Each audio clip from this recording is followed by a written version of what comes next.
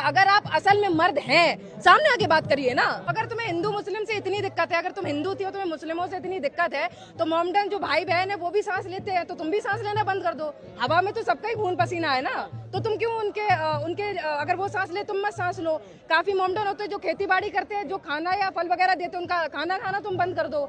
या जब तुम्हें खून की जरूरत होती है हॉस्पिटल में सबसे मेन, तब तो तुम हिंदू मुस्लिम जातिवादी नहीं करते हो। आप इसमें देश को आगे बढ़ाने का काम नहीं कर रहे हैं, या आपने देश को पीछे कर दिया 12 साल। माहौल बिगाड़ने आते हैं जिसमें हम लोग जो अपना एजुकेशन प्रोटेस्ट ना करके फिर इनकी बहसबाजी में करके फिर हमारा माइंड उसमें डाइवर्ट हो जाए इसको छोड़कर। या जब काम पड़ रहा है तो गधे को भी बाप बना लिया, वैसे तुम हिंदू मुस्लिम करते, ये गलत है।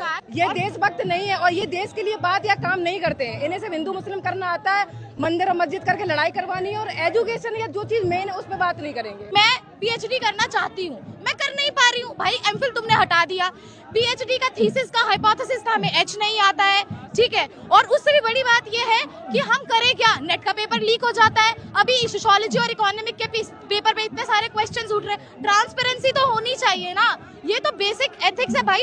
री exam is not the solution, re-exam could never be the solution of the exam leak. How is it practically possible कि आज एग्जाम लीक हो गया भाई, 5 दिन के बाद दोबारा नहीं हो सकता। आप वो पेपर टफ से ज्यादा टफेस्ट कर देते हो। ये सर मजबूत सरकार नहीं है, गुंडा सरकार। मजबूत सरकार इसको नहीं कहते। मजबूत सरकार वो होता है जो एकता के साथ चलता है, जो देश के लिए काम करता है, समाज के लिए काम करता है, उसको मजबूत कहते हैं। ये क्या मजबूत है कि अपनी तुम पेंट भर रहे हो नोटों से, और जो युवा है वो छात्र है वो सड़कों पे लेटा हुआ, तो गलत है ना। एजुकेशन प्रोटेस्ट में जब सब एक साथ नहीं रहेंगे तो प्रोटेस्ट आगे कैसे जाएगा। ये कुछ लोग हैं जो यहाँ पे डिस्ट्रैक्शन फैलाने आते हैं, माहौल बिगाड़ने आते हैं, जिसमें हम लोग जो अपना एजुकेशन प्रोटेस्ट ना करके फिर इनकी बहसबाजी में करके फिर हमारा माइंड उसमें डाइवर्ट हो जाए इसको छोड़कर। वीडियो बनाने आते हैं, कंटेंट लेने आते हो, गलत कंटेंट लेने आते हैं। जो दिखाना चाहिए मीडिया को असल में वो ना दिखा के हिंदू मुस्लिम मंदिर वगैरह ये सब करते हैं। हिंदू मुस्लिम से बाहर निकलेगा तो ऐसे नहीं निकल रहे ना, बात ये ना। अगर तुम्हें हिंदू मुस्लिम से इतनी दिक्कत है, अगर तुम हिंदू थी और तुम्हें मुस्लिमों से इतनी दिक्कत है, तो मोमडन जो भाई बहन है वो भी सांस लेते हैं, तो तुम भी सांस लेना बंद कर दो। हवा में तो सबका ही खून पसीना है ना, तो तुम क्यों उनके अगर वो सांस ले तुम मत सांस लो।